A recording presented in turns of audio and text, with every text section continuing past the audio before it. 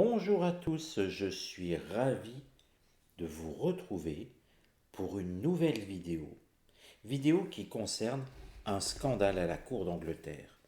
Alors pour les plus fidèles et peut-être les plus anciens d'entre vous, si vous avez tout suivi, il y a à peu près un an, il me semble, je vous ai annoncé l'arrivée d'un scandale à la cour d'Angleterre.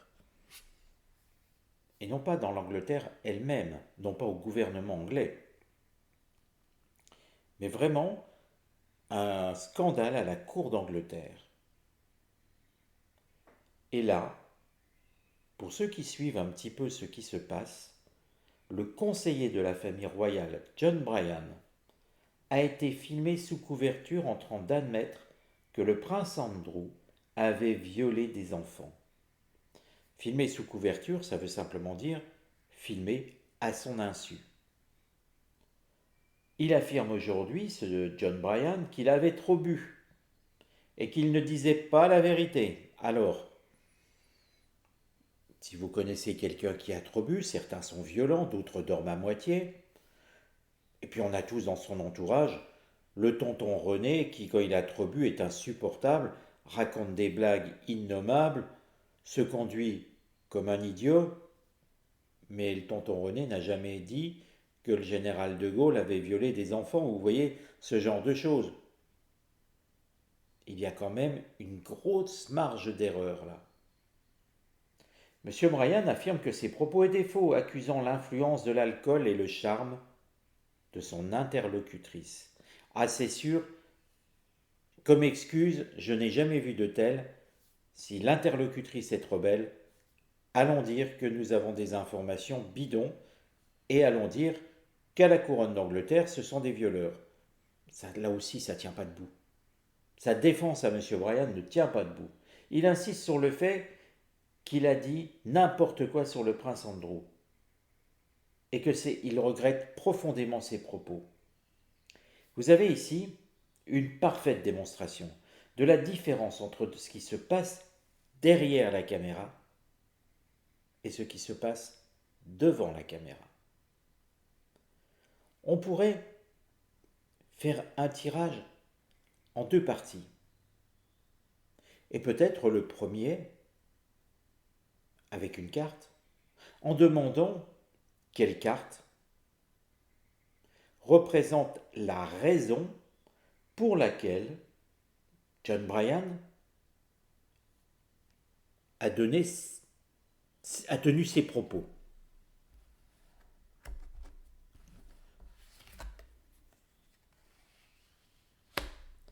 Et vous voyez la carte à mort. Alors c'est pas parce qu'il aimait le prince Andrew. Non. Carte à mort montre plutôt qu'il a envie de délivrer sa conscience sur des actes délictueux, sexuels, parce que délivrer sa conscience avec l'oiseau qui semble porter tout cela, mais s'il montre les cœurs, c'est que visiblement, il y a eu deux victimes dans tout ça. C'est donc pour dénoncer cela. Il avait besoin de soulager la conscience, de soulager sa conscience. Alors bien sûr, on peut se dire, mais pourquoi il ne va pas jusqu'au bout? Or, vous le savez, à la cour d'Angleterre et dans les cours de tous les pays, il y a des protocoles et un conseiller ne doit pas dire ce qui se passe. Vous le savez, c'est le privilège des puissants. D'ailleurs, pourrions-nous avoir un conseiller de l'Élysée racontant ce qui se passe réellement, le dénonçant publiquement et demandant des enquêtes? Bien sûr que non, il n'y en a pas. Oh, il y a parfois des traces, il y a parfois des choses qui filtrent sur les propos tenus de l'un et de l'autre. Mais je vous ai dit sous une vidéo ce qui se passait sous le Louvre. Si vous ne vous en souvenez pas, recherchez dans les vidéos qui je crois sont dans la playlist actualité. Vous prenez votre ordinateur, vous regardez la playlist actualité et j'en parle dedans. C'était après les Jeux Olympiques. Donc ça ne vous fait pas remonter à 2 ans. Donc là, on voit qu'il a envie de soulager sa conscience, John Bryan. Il n'en peut plus. Et il a besoin d'évacuer ce qu'il a pu voir. Alors, on voit qu'il y a 2 victimes. Je mets la carte de côté volontairement. Et la question que je vais poser à l'oracle, c'est comment ont évolué les victimes, les petites victimes, vis-à-vis du prince Andrew, pour savoir si elles succombent toutes, si elles disparaissent, si elles se font toutes petites.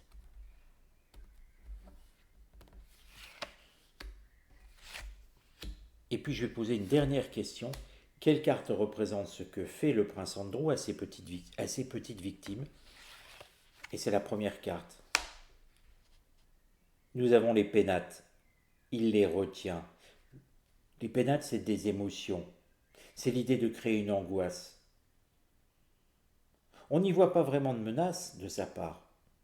On y voit plutôt quelqu'un qui enferme ses petites victimes dans un donjon. Ça tombe bien, en Angleterre, il y en a plein. Bon, c'est pas le seul pays, c'est vrai. Mais ça pourrait être l'objet d'une enquête de Scotland Yard, par exemple, pour retrouver ces victimes, pour retrouver des victimes qui disparaissent. Il y en a tellement à travers le monde. Ils n'atterrissent pas toutes chez le prince Andrew, bien entendu. Il faut être raisonnable.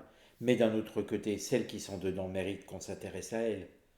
Il y a des victimes à délivrer.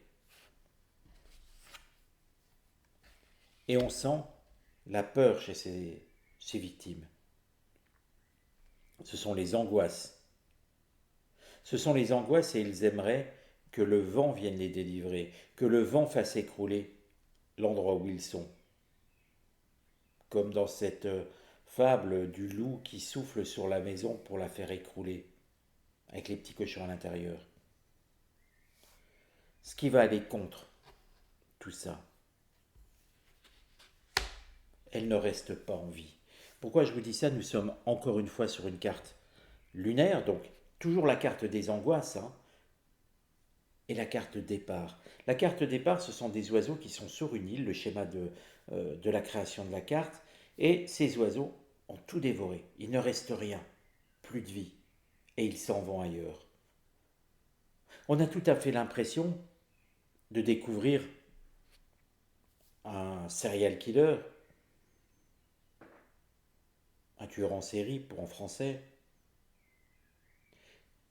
abusant de ses victimes, et ensuite s'en débarrassant, comme de vieilles chaussettes. On a l'impression que une fois qu'il a eu, je ne sais pas trop comment dire ça, en tout cas avec tact, je ne trouve pas de mots. J'essaie de trouver les meilleurs mots, les plus supportables, si on peut dire. Une fois qu'il a abusé, et ça a duré plusieurs fois, il y a plusieurs oiseaux, donc abusé un temps dans ce donjon, il les fait passer de vie à trépas. Lui ou un de ses sbires. Et le conseil, c'est de les mettre en terre, ce qui sous-entendrait qu'éventuellement il ne les laisse même pas reposer en terre, comme le veut la tradition.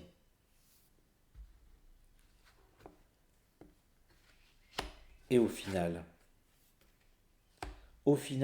il recommence. La nativité, c'est le recommencement, c'est la naissance et la renaissance. On a l'impression d'un tueur en série, d'un Jack l'Éventreur des temps modernes. D'une victime, d'une petite victime, il passe à une autre. Regardez ici, on a l'impression de quelqu'un qui les charme, à la manière, effectivement, de celui qui attire des petites victimes, exactement comme on le voit dans les films qui ne sont que des fictions sur Jack l'Éventreur. où il charme, là, ce sont des prostituées, il les fait s'approcher de lui pour mieux les trucider. Là, c'est plus horrible encore, ce sont des enfants, il les charme, comme ce serpent dans Mowgli, dans le livre de la jungle. Fais-moi confiance. Les yeux tournent, les enfants sont hypnotisés, et le cycle recommence ici pour se finir de la plus terrible des façons. Et elles sont enfermées dans ce que j'appellerais un donjon, une tour unique. Il en regorge beaucoup en Angleterre. Et les petites victimes ne sont pas mises en terre. Ce n'est pas un colcaise, mais ça corrobore tout à fait le récit de John Bryan. Je vous avais dit qu'il y aurait un scandale en Angleterre, le scandale est là, montre le bout de son nez. Et nous allons observer si le scandale se met à l'échelle au moins de l'Angleterre, voire de l'Europe, et peut-être devient mondial. N'oubliez pas que le prince Andrew a été mêlé au carnet du célèbre Epstein, célèbre pour ses méfaits. On se retrouve demain, les amis. Prenez soin de vous, prenez soin de vos proches et prenez soin de vos enfants.